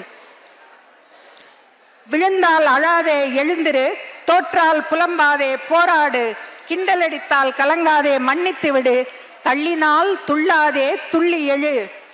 உன்னால் முடியும், உயர முடியும், உனக்கு உதவ நீதான் உண்டு, உன்னை உயர்த்த நீதான் நம்பு, உன்னை மாற்ற நீதான் முடிவெடு, நீயே பாறை, நீயே ஒளி, நீயே விதை, நீயே விதைப்பாய், நீயே நதி, நீயே ஓடு, நீயே பலம், நீயே சக்தி, நீயே ஜெயிப்பாய் என்று தன் நம்பிக்கையை உங்கள் குழந்தைகளுக்கு ஊட்டுங்கள்.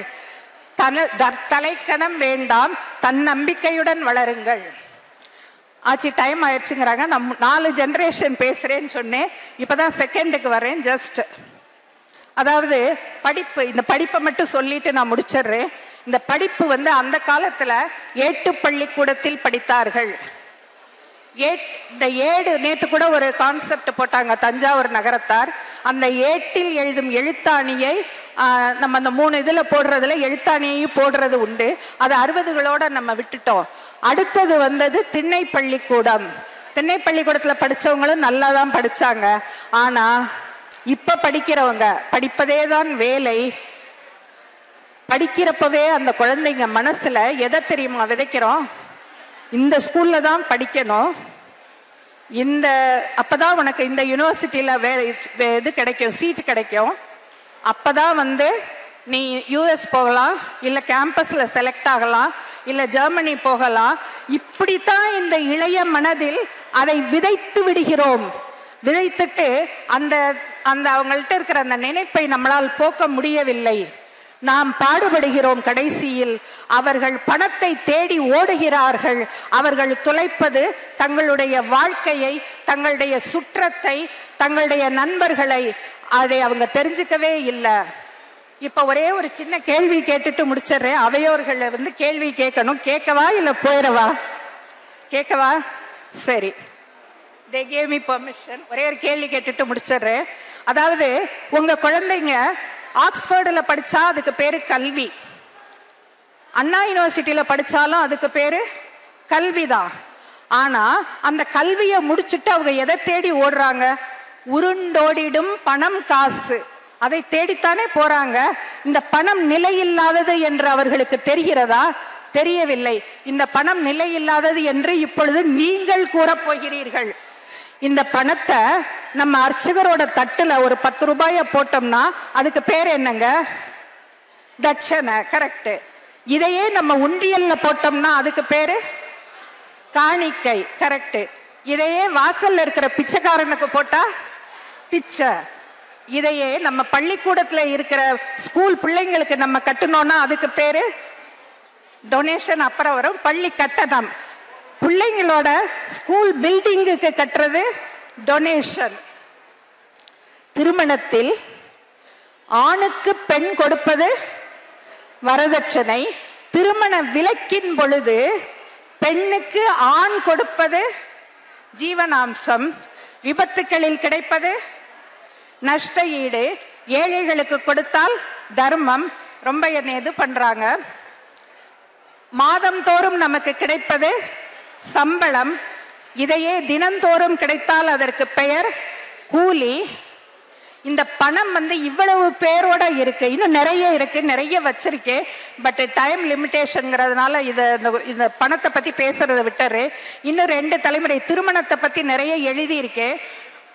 நகரத்தாரின் திருமண சடங்குகளும் உறவுகளும்னு சொல்லி 2 வீடியோ போட்டிருக்கேன். அது அவசியம் எல்லாரும் பாருங்க. அந்த திருமண சடங்குகள்ல ஏன் அந்த சடங்கு பண்றோம், அதோட ரீசன் என்ன, அதோட கான்செப்ட் என்ன அப்படின்னு அந்த விளக்கத்தோட 2 வீடியோ போட்டிருக்கேன். தயவு செய்து அது பாருங்க. இப்ப எழுதிட்டு வந்திருக்கேன், பட் டைம் இருக்குங்கிறதுனால அதை என்னால சொல்ல முடியல. இப்ப செட்டிநாட்டு ஆட்சிமார்களுக்காக இந்த மாநாடு நடக்குது. ஒரே ஒரு கவிதையை சொல்லி நான் என்னுடைய உரையை முடிச்சுக்கிறேன். ரொம்ப நேரம் ஆயிடுச்சுக்கிறாங்க. 8 கண் விட்டறிக்க இட்டு வரும் நகையழகு, கட்டி வரும் காஞ்சிபுர கண்டாங்கி ஓரழகு, கூந்தல் சிறிதனினும் கொண்டையிடும் பாங்கழகு, குங்குமமும் மஞ்சளும் கொண்டதொரு முகமழகு, பொங்கலிடும் கோலமதில் பொங்கி வரும் கலையழகு, தங்கமகன் தாலாட்டில் தாவி வரும் தமிழழகு, மருந்தை உணவாக்கும் மகத்துவமே தனியழகு, விருந்தோம்பல் என்றாலோ வியக்க வரும் பண்பழகு, பட்டியலிட்டு நான் பலவாய் சொன்னாலும் செட்டிநாட்டு ஆட்சிமார் சிக்கனமே தனியழகு என்று கூறி எனக்கு வாய்ப்பளித்தமைக்கு நன்றி கூறி என்னுடைய உரையை முடிக்கிறேன். நன்றி, வணக்கம். நன்றி. அடுத்து திருமதி நாச்சாள் ராதாகிருஷ்ணன் ஆட்சி அவர்கள் நாட்டரசன் கோட்டையை சேர்ந்தவர்கள். திருக்குறள் செல்வி இவர்கள் MBA பட்டம் பெற்றுள்ளவர்கள். மாவட்ட மாநில போட்டிகளில் கலந்து கொண்டுள்ளவர்கள். கலைஞரிடமும் ஜெயலலிதா அம்மையாரிடமும் ஸ்டாலின் நமது முதல்வரிடமும் பரிசு பெற்றவர்கள். அசென்ச்சர் கம்பெனியில் பணியாற்றுகிறார்கள். இலக்கியங்கள் மனப்பாடமாக தெரியுமாம் இவருக்கு. இவர்கள் சொல்ல வருவதை கேட்போம். அனைவருக்கும் வணக்கம். அருமையானதொரு இந்த மகளிர் மாநாட்டு நிகழ்ச்சியிலே எனக்கு பேச வாய்ப்பளித்த நகரத்தார் மலர் தலைவர் இளங்கோவன் ஐயா அவர்களுக்கு என்னுடைய மனமார்ந்த நன்றியை தெரிவித்துக் கொள்கிறேன். எனக்கு பேச வாய்ப்பை ஏற்படுத்தி தந்த என்னுடைய தமிழாசிரியர் ஜெயங்கொண்டான் ஐயா அவர்களுக்கும் சுபம் தியாகராஜன் ஐயா அவர்களுக்கும் இந்த நேரத்திலே நான் நன்றி சொல்ல கடமைப்பட்டிருக்கிறேன். நம்ம நகரத்தார் பெருமகள்கிட்ட இருக்க மிகப்பெரிய நல்ல விஷயம் என்னன்னா சிக்கனம். அதற்காக தயவு செய்து உங்கள் கை தட்டலில் சிக்கனத்தை காட்டிவிட மாட்டீர்கள் என்ற நம்பிக்கையோடு என்னுடைய உரையை தொடங்கலாம் என்று நினைக்கிறேன். என்ன தலைப்புல பேசலாம் அப்படின்னு சிந்திக்கும் போது எனக்கு திருக்குறளை பத்தி பேசலாம் அப்படின்னு தோணுச்சு. இன்னைக்கு இருக்கக்கூடிய காலகட்டத்தில் இக்கால பிள்ளைகளுக்கு மறக்கப்பட்ட ஒரு நூலா திருக்குறள் போயிடுச்சே அப்படிங்கிற வருத்தத்தோட தான் இந்த தலைப்பை நான் எடுத்தேன். ஆனா இன்னைக்கு சிறுமியர் அரங்கத்துல பிள்ளைகள் பேசினதை கேட்டு இன்னும் திருக்குறள் வாழ்ந்து கொண்டுதான் இருக்கிறது அப்படிங்கிற மகிழ்ச்சியோட என்னுடைய உரையை தொடங்குறேன். திருமால் கூட வாமன் அவதாரத்தில் 3 அடியிலே தான் இந்த உலகத்தை அளந்தார். ஆனால் வான்புகழ் வள்ளுவரோ 2 அடியில், இன்னும் சொல்ல போனால் 1.25 அடியிலேயே இந்த உலகத்தை அளந்து பெருமை பெற்றவர் வான்புகழ் வள்ளுவர். 133 அதிகாரங்கள், 1330 குறள்களை கொண்ட திருக்குறளில் சொல்லப்படாத செய்திகளே இல்லை. ஒழுக்கத்தை பத்தி வள்ளுவர் ரொம்ப அழகா சொல்றாரு. ஒரு மனிதன் எப்படி வேண்டுமானாலும் வாழலாம் என்பதல்ல வாழ்க்கை, இப்படித்தான் வாழ வேண்டும் என வரையறை செய்து கொண்டு வாழ்வதுதான் வாழ்க்கை. ஒழுக்கம் அப்படின்னா கற்பு அப்படின்னு மட்டும் நம்ம சொல்லிவிட முடியாது. பொய் சொல்லாதிருத்தல், பொறாமைப்படாதிருத்தல், கடமையை செய்தல், பிழை பொறுத்தல், சிறிய தவறும் நேராது காத்தல்னு எல்லா நல்ல பண்புமே இந்த ஒழுக்கத்துக்குள்ளதான் வரும்னு வள்ளுவன் சொல்றான். இப்படி அழகா சொன்ன வள்ளுவன் முயற்சியை பத்தி சொல்றான். தெய்வத்தான் ஆகாது எனினும் முயற்சிதன் மெய்வருத்த கூலி தரும் அப்படிங்கிறான். அதாவது தெய்வத்தால செய்ய முடியாத காரியத்தையும் நம்ம முயற்சி செஞ்சோம்னா நம்மளால செய்ய முடியும் அப்படின்னு வான்புகழ் வள்ளுவன் 2000 வருஷத்துக்கு முன்னாடியே ரொம்ப அழகா சொல்லிட்டான். முடியும் வரை போராடு என்பதை விட நீ எடுத்த காரியம் விடியும் வரை போராடு என்பதை சிறப்பாக இருக்கும் நான் நினைக்கிறேன். உன் கட்டை விரலை விடவும் இந்த இமயம் குட்டை என உணர்ந்து கொள், உன் சுட்டு விரலை நகமாய் வானம் சுரங்கியதென்பதை உயர்த்தி சொல் என்ற தன்னம்பிக்கை கவிஞர் தாரா பாரதியினுடைய வார்த்தைகளை நம்ம பிள்ளைங்களுக்கு சொல்லிக் கொடுக்கணும். முடியாது என்பது முட்டாள்தனம், முடியுமா என்பது மூர்க்கத்தனம், முடியும் என்பது மட்டுமே மூலதனம். தோல்வியை கண்டு நம்ம அச்சப்படவோ கலங்கவோ கூடாது. தோல்வி வெற்றிக்கான படிக்கட்டு என்பதை நம்ம உணரணும். தோல்வியில் கலங்கேல் அப்படின்னு பாரதி சொன்னதை நம்ம நினைவுல வச்சுக்கணும். தோல்வியை கண்டு கவலைப்படாதீங்க. ஏன் கவலைப்படுறீங்க? வாழ்க்கை என்றால் 1000 இருக்கும், வாசல்கள் தோறும் வேதனை இருக்கும். வந்த துன்பம் எதுவென்றாலும் வாடி நின்றால் ஓடுவதில்லை, எதையும் தாங்கும் இதயம் இருந்தால் கடைசி வரைக்கும் அமைதி நிலைக்கும்னு நம்ம பிள்ளைங்களுக்கு சொல்லிக் கொடுங்க. எந்த பிள்ளையாவது தற்கொலை பண்ணிக்கலான்னு பார்ப்போம். எனவே வாழ்க்கையில முயற்சி ரொம்ப அவசியம். கேடு விளைவிக்காத சிறந்த செல்வமாக இருப்பது கல்வி செல்வம். அதனால்தான் 2000 வருஷத்துக்கு முன்னாடியே வள்ளுவன் கல்வி அப்படின்னு ஒரு அதிகாரமே படைச்சான். வெள்ளத்தால் அழியாது, வெந்தலால் வேகாது, வேந்தராலும் கொல்லத்தான் முடியாது, கொடுத்தாலும் நிறை ஒன்றி குறை உறாது. கள்ளருக்கோ பயமில்லை, காவலுக்கோ மிக எளிது, கல்வி எனும் உள்ளத்தே பொருள் இருக்க புறம்பாக பொருள் தேடி உழல்கின்றாரே அப்படின்னு விவேக சிந்தாமணி ரொம்ப அழகா சொல்லுது. ஆனா இன்னைக்கு கல்வி வெறும் காசுக்கு விற்கும் கடைபொருளானது. ஒரு புதுக்கவிஞன் தன்னுடைய கவிதையில ரொம்ப அழகா சொல்லுவான், பள்ளி படிப்பா கல்லூரி படிப்பா எதுவா இருந்தாலும் சரி 10 இருந்தால் போதும். உடனே இன்னொருவன் கேட்கிறான், பெரிய பத்தா சிறிய பத்தா? அதற்கு கவிஞரின் பார்வை சற்று மாறுபட்டு பதில் சொல்கிறது. பெரிய பத்தோ சிறிய பத்தோ 10 பாத்திரம் தேய்க்கும் என் பார்வதி எங்கே போவாள் இந்த 10க்கு அப்படிங்கிறாங்க. கற்கை நன்றே கற்கை நன்றே, பிச்சை புகினும் கற்கை நன்றே. நாங்க பிச்சை எடுத்தாவது படி அப்படின்னாங்க. ஆனால் இன்றைக்கு இருக்கக்கூடிய இளைஞர்கள் படித்து விட்டு பிச்சை எடுக்கிறோமே அப்படின்றாங்க. ஒரு சிவகாசி தீப்பெட்டி தொழிற்சாலையில வேலை பார்த்து விட்டு வந்த சிறுமியை பார்த்து ஒரு பெரியவர் கேட்டாராம், ஏனம்மா நீ படிக்கவில்லையா என்று. அதற்கு அந்த பிள்ளை, நானும் தானே படிக்கிறேன் என்று ஒரு கவிதை சொன்னது. சிட்டுக்குருவி தீப்பெட்டியை ஒட்டி பார்க்கும் போது தமிழ் கற்றேன், பட்டர்ஃப்ளை தீப்பெட்டியை ஒட்டி பார்க்கும்போது ஆங்கிலம் கற்றேன். ஒரு தீப்பெட்டிக்குள் இத்தனை குச்சிகள் என்று எண்ணி அடுக்கி வைக்கும் போது கணிதம் கற்றேன். உரசும் பகுதியில் பாஸ்பரஸை தடவும் போது அறிவியல் கற்றேன். இதுதான் என் வாழ்க்கை வரலாறு என்றது. இந்த நிலைமை மாற வேண்டும். அனைவருக்கும் சமகல்வி கிடைக்கணும். இது எல்லாத்தையும் விட ரொம்ப கொடுமையான விஷயம் என்ன தெரியுமா? இன்றைக்கு பல பள்ளிகளில் பெற்றோர்கள் படித்திருந்தால்தான் பிள்ளைகளை சேர்ப்பதற்கு அனுமதியை தருகிறார்கள். நான் தான் படிக்கவில்லை, தம் பிள்ளையாவது 4 எழுத்து படிக்கட்டுமே என்ற பெற்றோர்களின் எண்ணம் அலைக்கழிக்கப்படுகிறது.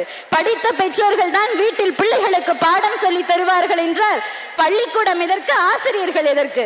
இந்த நிலைமையெல்லாம் மாறணும். வள்ளுவனுடைய வார்த்தையை அனைவரும் மனதில் ஏற்றுக்கொள்ள வேண்டும். ஒழுக்கமா இருந்துட்டோம், முயற்சி செஞ்சுட்டோம், வாழ்க்கையில முன்னேறிட்டோம், மிகப்பெரிய உச்சத்தை எட்டிவிட்டோம். எல்லாத்தையும் அடைஞ்ச பிறகு நம்ம கடைபிடிக்க வேண்டிய மிக முக்கியமான ஒரு விஷயம் என்ன தெரியுமா? அடக்கம். அதுதான் நம்ம வாழ்க்கையில ரொம்ப முக்கியம். இத வள்ளுவர் அடக்கமுடைமை அப்படின்னு ஒரு அதிகாரமே படிச்சிருக்காரு. நம்ம நகரத்தார் பெருமக்கள் அடக்கத்தில் மிக சிறந்து விளங்குபவர்கள். எண்ணற்ற ஆலய பணிகள், அறப்பணிகளை செய்தாலும் அடக்கத்தோடு இருப்பதால் தான் இன்றைக்கும் நம் சமூகம் மிகப்பெரிய உச்சத்தை எட்டி இருக்கிறது. இதை நம்ம செட்டிநாட்டு கவிஞன் கண்ணதாசன் தன்னுடைய கவிதையில ரொம்ப அழகா சொல்லுவான். வண்ண கலை வளர்த்தோம், வரலாறை நாம் சமைத்தோம், என்ன தொலையாத எத்தனையோ கோயில்களை கண்ணில் இருத்தி கலையெனவே காத்து வந்தோம். காசி நகரத்து கடவுளரை பேச வைத்தால் காவிரி பூம்பட்டினத்தார் கலையுணர்ச்சி தோன்ற வரும். மாசற்ற பொன்னும் மணிவயிர ரத்தினமும் தூசென்று எண்ணி தூக்கி கொடுத்து வந்தோம். அண்டை நிலங்களிலே நம் ஆண்டவனை ஊன்றி வைத்தோம். பண்டை தமிழ் மரபை பண்போடு காத்து வந்தோம். காசி விசாலாட்சி, கவின்மதுரை மீனாட்சி, கட்டியுள்ள ஆடைகளும் கழுத்தில் உள்ள பொன்னகையும் முற்றும் அழியாத மொட்டை கோபுர தலகும் அண்ணாமலையில் வீற்றிருக்கும் பேரழகும் ஆக்கி கொடுத்தவர்கள், அமர்ந்திருந்து காத்தவர்கள், நாட்டு கோட்டை வளர்த்த நகரத்தார் அல்லோமோ. ஆனாலும் நம்மவர்கள் அடக்கத்தால் இன்று வரை தாமாக தம்மை தலை தூக்கி கொண்டதில்லை. நாம் அப்படி நம்ம நகரத்தார் பெருமக்கள் அடக்கத்தில் மிக சிறந்து விளங்கியவர்கள் அப்படின்னு சொல்லும் போது எனக்கு ரொம்ப பெருமையா இருக்கு. எல்லா செல்வத்தையும் சொன்ன வள்ளுவன் மக்கள் செல்வத்தை பத்தியும் ரொம்ப அழகா சொல்லியிருக்கான். குழந்தைகளுடைய சிறப்பை ஒரு வரியில சொல்லணும்னா, அப்பா சாமி தெரியல என்ற குழந்தையை தூக்கி காண்பித்த போது கடவுளுக்கு கிடைத்தது குழந்தையின் தரிசனம். இதல்லவோ குழந்தையினுடைய சிறப்பு.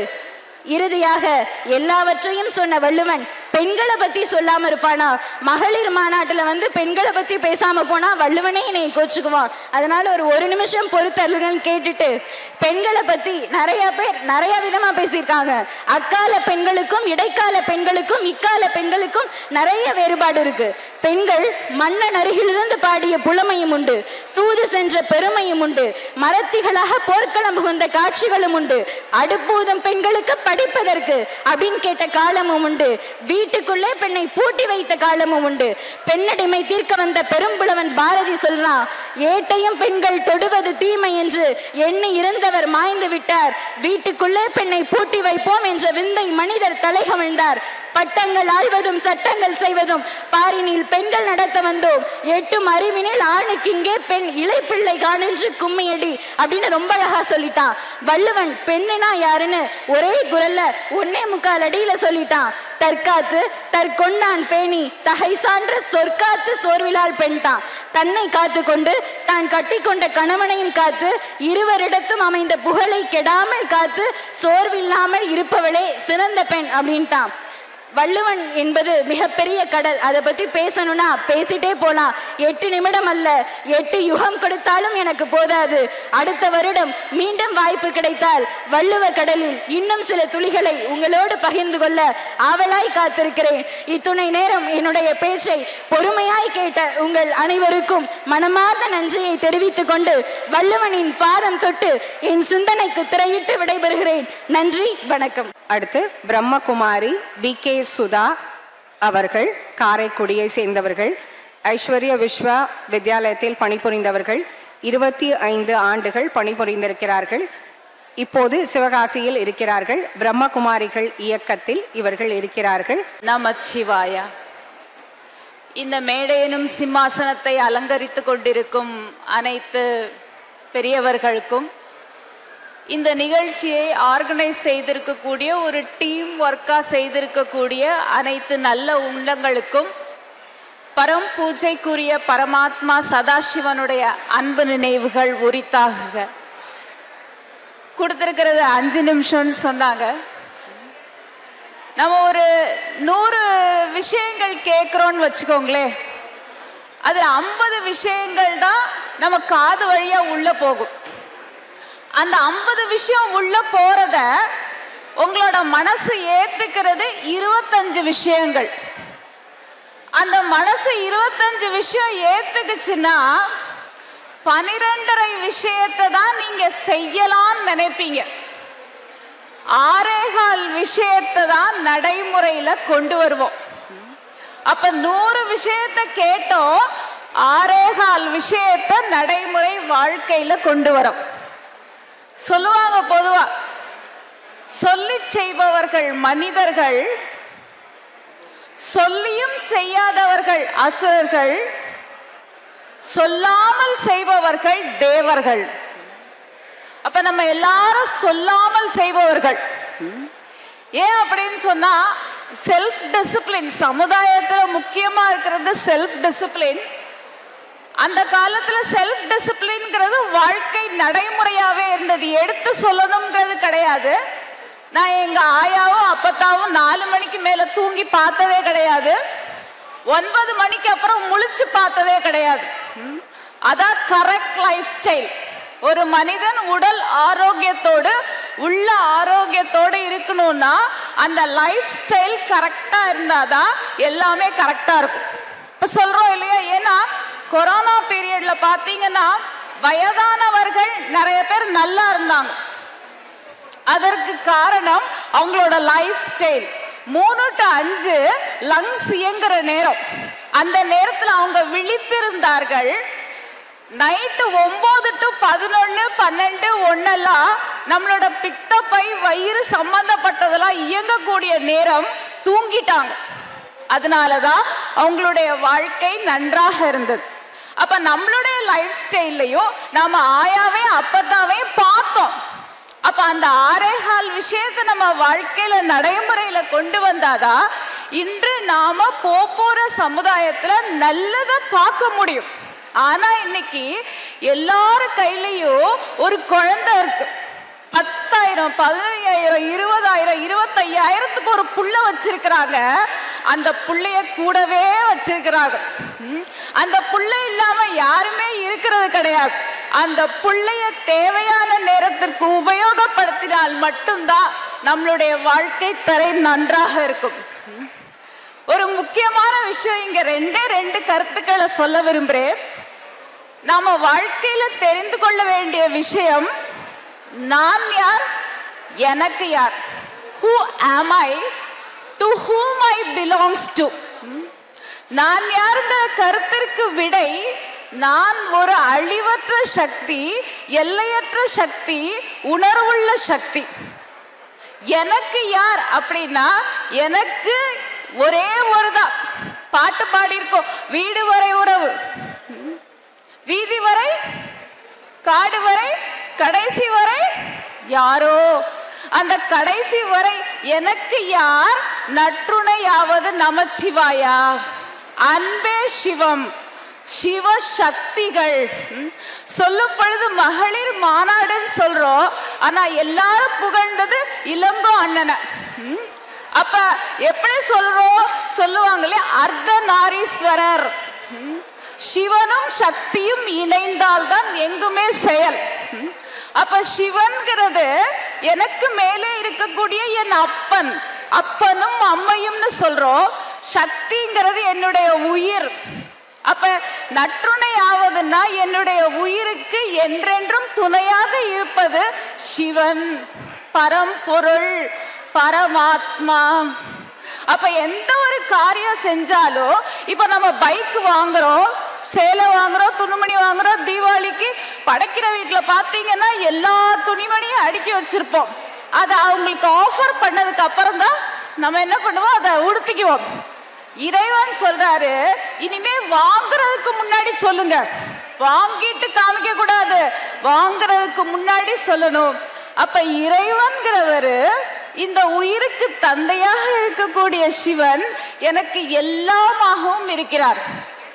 தாயும் நீயே, தந்தையும் நீயே, சக்காவும் நீயே, பந்துவும் நீயே, எனக்கு அனைத்தும் நீயே.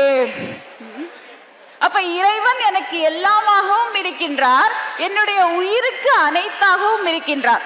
சொல்றோம் இல்லையா, ஒரு பிரிசம் இருக்கு, அந்த பிரிசத்துக்குள்ள 7 வண்ணங்கள் இருக்கு, 7 நிறங்கள் இருக்கு. அந்த 7 நிறங்கள் எப்ப வெளியில வரும்? சூரியனுடைய ஒளி கதிர் பட்டுச்சுன்னா 7 வெளியில வரும். வானவில்னு பார்த்து ரசிப்போம். அதே மாதிரிதான் நம்மளுடைய உயிர்.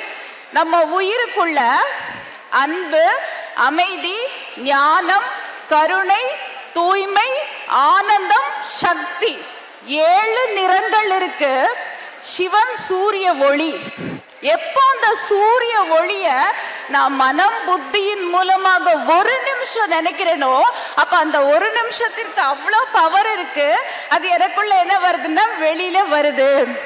அப்ப அந்த சூரியனுடைய ஒளி கதிர், இறைவனுடைய ஒளி கதிர் என் மீது படும்போது என் ஆத்மாவிலிருந்து 7 நிறங்கள் வருது. அப்ப நம்மளுடைய வீட்டுல நாம ஒரு நல்ல என்ன பிரச்சனைகள் வந்தாலும் நீங்க உங்க மனசுல நான் அமைதியானவன், நான் அன்பானவன், எனது இல்லத்தில் அமைதி நிறைந்திருக்கின்றது, அன்பு நிறைந்திருக்கின்றது நினைச்சு பாருங்க. எனது இல்லத்தில் இறைவன் அன்பு கடலாக இருக்கார் நினைச்சு பாருங்க. அந்த அன்பு உங்க வீடு ஃபுல்லா நிறைஞ்சிருக்கு. அந்த பாசிட்டிவ் வைப்ரேஷனுக்கு அவ்வளோ பவர் இருக்கு. எண்ணம் போல் வாழ்க்கை. அப்போ உங்களுடைய வீடை நீங்க மாத்துறதுக்கு ஒரே ஒரு விஷயம்தான், அந்த குணங்களை எங்கும் பரவ செய்யுங்க.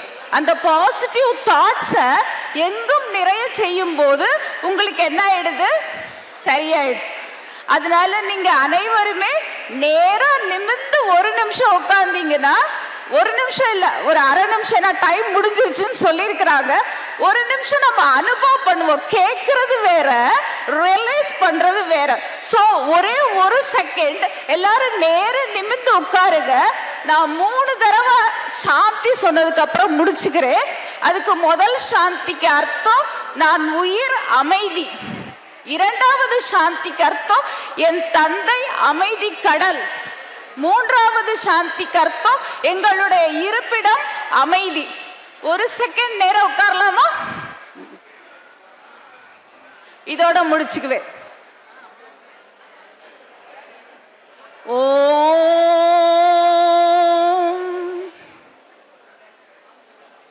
சாந்தி சாந்தி சாந்தி. 3 சாந்தி சொல்லும் பொழுதே நான் அமைதி, என் தந்தை அமைதி, எங்கள் இருப்பிடமும் அமைதின்னு நினைச்சு பாருங்க. 1 மணி நேரத்திற்கு ஒரு தடவை உங்களோட இல்லத்துல இதை உணர்வு பூர்வமா நினைச்சு பாருங்க. அமைதி நிறைந்து விடும். எனக்கு இந்த வாய்ப்பை அளித்த அனைத்து அன்பு உள்ளங்களுக்கும் நன்றி கூறி விடைபெறுகிறேன். நன்றி, வணக்கம். அடுத்தது திருமதி முத்துச்சோலுஸ் அவர்கள் பேச இருக்கிறார்கள். இவர்கள் தேவக்கோட்டை ஏனாச்சேனா ஏனா வீடு காசி ஸ்ரீ அருசோ ஐயா அவர்களின் பேரன் மனைவி. கல்வி வள்ளல் திரு சேவகன் அண்ணாமலை செட்டியார் சிவகாமி ஆட்சி பேரனின் மனைவியும் ஆவார்கள். இவர்கள் இளம் தொழிலதிபர். LSM டைமண்ட்ஸ் அப்படின்னு இங்கே ஸ்டால் நம்பர் 10 போட்டிருக்காங்க. Gemmologist, jewellery designer. இவர்கள் அவர்களுடைய கருத்தை பதிய 5 நிமிடத்தில் பதிந்து இந்த நிகழ்ச்சியை நிறைவு செய்ய இருக்கிறார்கள். எல்லா வளத்தோடும் என்றும் நலம் தரவே வல்லாய் திருமகளே வந்திடுக சொல்லாலே பாடி பரவுகிறோம் பால் போல இம்மனையில் கூடி வருவாய் குலைந்து. இந்த சபை பார்க்கவே ரொம்ப மகிழ்ச்சியாக இருக்குது. ரொம்ப பெரிய ஆன்றோர்கள், சான்றோர்கள், பெரியவர்கள் நிறைந்திருக்கிறீங்க. உங்கள் எல்லாருக்கும் என் முதற்கண் வணக்கத்தை தெரிவித்துக் கொள்கிறேன். எனக்கு முன்னாடி நிறையா பேர் நல்ல நல்ல கருத்துக்கள்லாம் சொன்னாங்க. அதில் ஆச்சி லக்ஷ்மி ஆச்சி சொன்னாங்க, இந்த காலத்தில் எல்லாருக்கும் ஒரு பிள்ளைங்க தான் அப்படின்னாங்க. எனக்கு முத்தான 3 பெண் பிள்ளைகள். அதுக்கப்புறம் ஆச்சி சொன்னாங்க, நம்ம வந்து பெண் பிள்ளைகளுக்கு தைரியம் கொடுக்கணும், ஊக்கம் கொடுக்கணும் அப்படின்னு. ஆனால் உண்மையாக எங்கள் வீட்டில் என்னோட பிள்ளைகள் தான் எனக்கு ஊக்கம் கொடுக்குறாங்க, தைரியம் கொடுக்குறாங்க. அம்மா நாங்கள் இருக்கோம், நீங்கள் போங்க, தைரியமாக போங்க, நாங்கள் பார்த்துக்குறோம் அப்படின்னு. அதே போல் இன்னொருத்தங்க பிரம்மகுமாரி அவங்க அருமையாக பேசினாங்க. எப்படி மகளிர் மாநாட்டிற்கு பின்னாடி இளங்கோவன் அண்ணன் இருக்கிறார்களோ அதே போல் நான் இந்த உயரத்திற்கு அடைவதற்கு என் பின்னால் எனக்கு உற்ற துணையாகவும் உறுதுணையாகவும் இருக்கும் என் கணவர் சேவகன் அண்ணாமலை அவர்களையும் இந்த இடத்துல அவர்களுக்கும் ஒரு நன்றியை தெரிவித்துக் கொள்கிறேன். என்னோட தலைப்பு வந்து பார்த்தீங்கன்னா நவரத்தினங்களும் நகரத்தார்களும். நம்ம நகரத்தார்களுக்கும் இந்த நவரத்தினங்களுக்கும் வரலாறுல பார்த்தீங்கன்னா நம்ம நகரத்தார்கள் ஒரு வணிகம் சார்ந்த நம்ம நகரத்தார்கள் வந்து வணிகம் சார்ந்தவர்கள். ஸோ இந்த நவரத்தினங்கள் அப்படின்னா இந்த வைரங்களுக்கும் நம்மளுக்கும் நல்ல நீண்ட தொடர்பு இருக்கு. இப்போ இந்த வைரங்களை பற்றின சில வாங்கும்போது என்னென்ன பார்த்து நீங்கள் வாங்கணும், எப்படி வாங்கணும் அப்படின்றது நிறையா பேருக்கு அவங்களோட மனசில் இருக்க கேள்விகள் சந்தேகங்கள் இருக்கும். அதற்கு சில பதில்கள். இப்போ எப்படி பார்த்து வாங்கணும் வைரங்கள் அப்படின்னா, வைரம் வந்து 4 C's அப்படின்னு நாங்கள் சொல்லுவோம். அதாவது clarity, colour, cut and carrot. இது அப்படி ஒன்றும் ரொம்ப பெரிய டெக்னிக்கலான வேர்டு கிடையாது. கிளாரிட்டி அப்படின்னா அதோட பியூரிட்டி, தூய்மையான கல் அப்படின்றது அர்த்தம். அதுக்கு அடுத்து கலர், நம்ம பொதுவாகவே ஒயிட் கலர் வெண்மை நிறம் அதை தான் விரும்புவோம். ரெண்டாவது கட்டுங்கிறது நம்ம ஆட்சிகளில் அருமையாக ஒரு வார்த்தை பயன்படுத்துவாங்க, பூரிப்பு அப்படின்னு. அந்த வைரம் ஆத்தா நீ நல்ல பூரிப்பான வைரம் போட்டிருக்கியே, எங்காத்தா வாங்கின அப்படின்னு கேட்பாங்க. அதுக்கப்புறம் கேரட் ஒன்றும், அது கேரட்ன்றது வெயிட், அந்த கல்லினுடைய எடை. அதுக்கு நம்ம கரெக்டான மதிப்பு கொடுத்து வாங்குறோமா அப்படிங்கிறது ரொம்ப முக்கியம். அடுத்து நம்ம வாங்குகிற வைரம், நிறைய பேருக்கு இந்த கேள்வி இருக்குது. நேற்று கூட எங்கள் ஸ்டாலில் கேட்டாங்க, ஆத்தா நம்ம நிறையா எல்லாரும் வாங்குகிறோம், வைர நகை தான் வாங்குகிறோம், அதோட திருப்பி கொடுத்தா ரிட்டன் எப்படி அதோட மதிப்பு இருக்குது அப்படின்னு கேட்டாங்க. இப்போ எங்கள் நிறுவனத்தை பொறுத்த வரைக்கும் நீங்கள் பார்த்தீங்கன்னா, எங்கள் நிறுவனத்திலேருந்து வாங்கின வைரங்கள் நாங்கள் வந்து 10% 15% இது பண்ணி ரிட்டன் எடுத்துக்கிறோம். சர்வீஸ் எப்படி இருக்குன்னு பார்க்கணும். அதாவது நம்ம வாங்குகிற வைரங்களில் இன்னும் கொஞ்சம் இறக்கமாக வேணும், பெருசாக பண்ணணும், இதை சீக்கிரம் உடனே நாளைக்கே ஃபங்க்ஷன் இருக்குது அதை சரி பண்ணணும் அப்படின்னா நம்ம வாங்குகிற இடங்கள்ல அவங்க எப்படி நமக்கு சப்போர்ட் பண்ணுறாங்க, சர்வீஸ் கொடுக்குறாங்க அப்படிங்கிறதையும் பார்க்கணும். ஃப்ரெண்ட்லியாக இருக்கணும், ஃப்ரெண்ட்லி சர்வீஸாக இருக்கணும். அதுக்கடுத்து என்னை கேட்டாங்க, வைரம்னா கூட வருமே, லட்சக்கணக்கில் வருமே தாய், எப்படி எல்லாரும் வாங்க முடியுமா அப்படின்னு. யார் வேணாலும் வாங்கலாம். இப்போ பார்த்தீங்கன்னா எங்கள் ஸ்டாலில் போய் பார்த்தீங்கன்னா மூக்குத்திகள் வந்து வெறும் 3000 இருந்து ஆரம்பம். இந்த மோதிரம், இந்த திருமண பெண்கள் மாப்பிள்ளைகளுக்கு போடக்கூடிய மோதிரங்கள் 12,000 இருக்குது.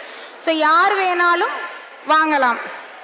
அதுக்கு அடுத்து வந்து பார்த்தீங்கன்னா இப்போ மதிப்பு